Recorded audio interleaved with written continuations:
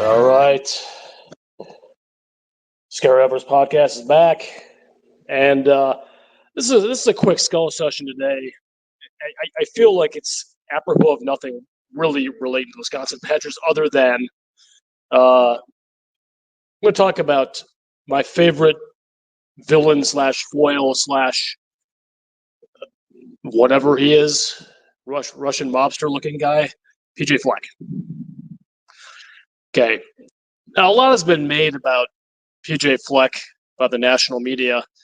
I always hear how great he is, how he's got the program on the upswing, how he's a winner, how he does it the right way.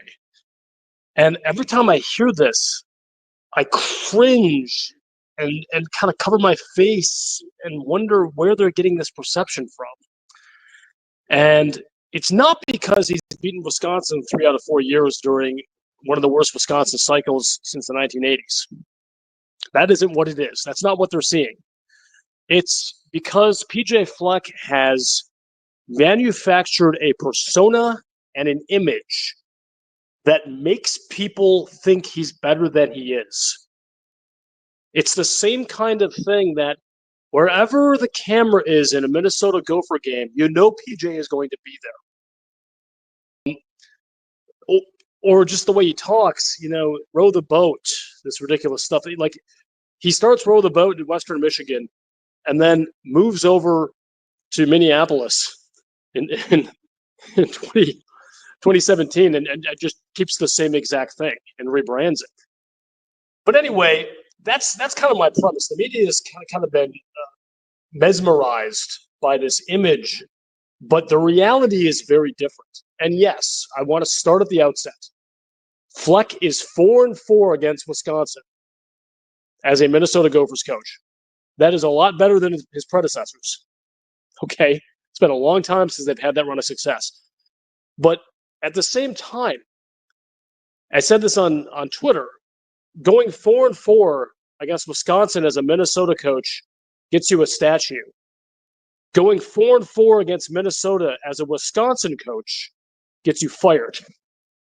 And I think what a lot of this comes down to is the difference between the two programs in perception, reality, and expectations. It's not okay for Wisconsin to be all right. It's not okay for Wisconsin to not have played in a major bowl game since the mid-1960s, which is the situation with the Minnesota Gophers. Lyndon Baines Johnson was the president of the United States the last time Minnesota played in a major bowl game. John F. Kennedy was the president of the United States the last time Minnesota Gophers played in a Rose Bowl. They have not won a Big Ten West title in that time the Big Ten West existed. Not exactly the banner division in college football history. Okay. The biggest notch on the Minnesota Gophers belt over the last 60 plus years is when they beat the Wisconsin Badgers or they beat an SEC also ran in the Outback Bowl.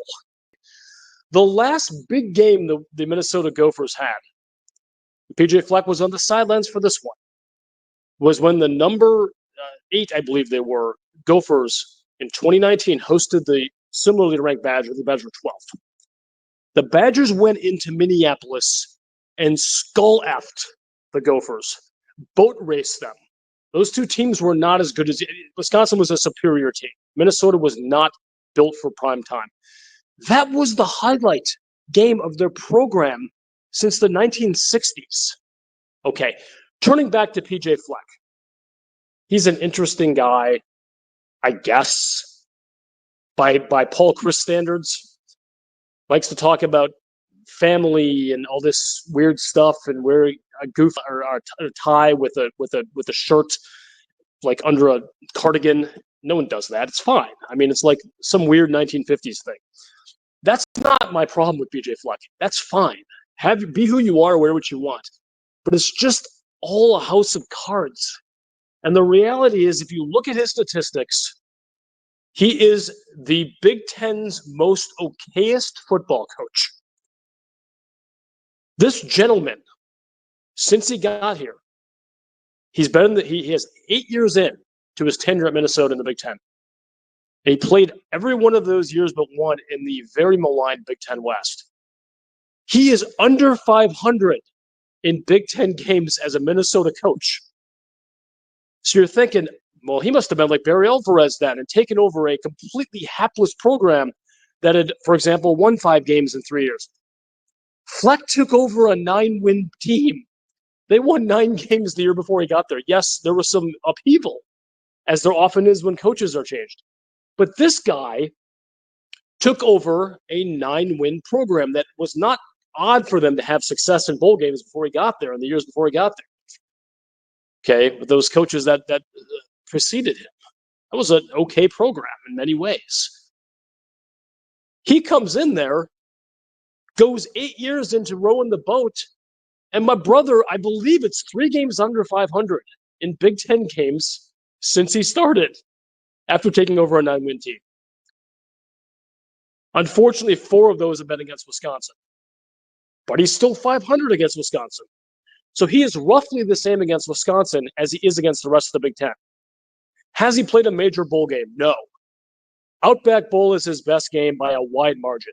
A lot has been made about all PJ Fleck does is win bowl games. He wins the Sisters of the Poor games. Games to win. If you're there, you might as well win them. Good for him. We got pretty excited about a Duke's Mayo Bowl once because it's fun. But that's all he does. You know, Chris had a Rose Bowl, Cotton Bowl win. Okay? Orange Bowl win. Real tangible, like New Year's Six success. Several Big Ten West titles.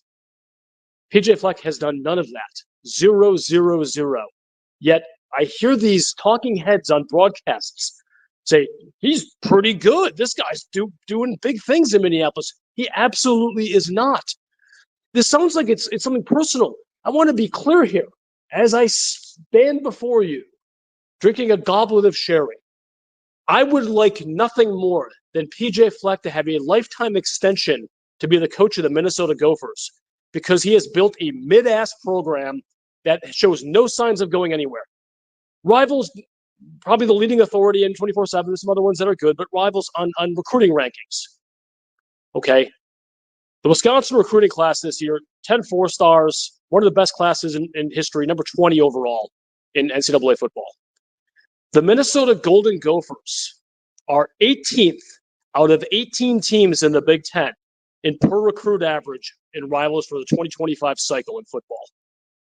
Dead last with this on-the-rise, charismatic superstar coach, PJ Fleck. They're 14th total because I think they loaded up on like 28 3-stars.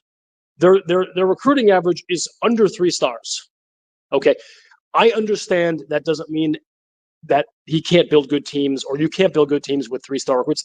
Wisconsin was built on 3-star recruits. What I'm telling you is in 2024 going into 2025, if you're not pulling a bunch of 4-stars, your team is probably not going to be very good. It's just a fact. He's not working the portal well. It is what it is. This sounds like I'm piling on. All I'm doing is a course correction on perception. Minnesota fans, listen to this. You can hate me all you want. And in the comments, feel free to respond to anything that contradicts anything I say. I already said they've won 3 out of 4 against Wisconsin. That's unacceptable. Unacceptable. But they're 4-4 overall. PJ's 4-4 overall against Wisconsin. All the numbers I said, the trajectory of the program, all accurate. So bring your best. It's fine with me. I don't care. You have the world's most okayest football coach, and his name is PJ Fleck. Okay? Wisconsin's got its own issues right now, but we expect a goddamn a lot more than Minnesota does. So we'll see if Lou Fickle can deliver it. But if he's going to do it, it's going to be with one of the toughest schedules in college football, unlike Minnesota's cupcake, have kids over for a party schedule, which is, it's fine, and it's what they got, but give me a friggin' break. Anyway, here's to you, PJ Fleck. Don't ever change, buddy. Scary Alvarez, out.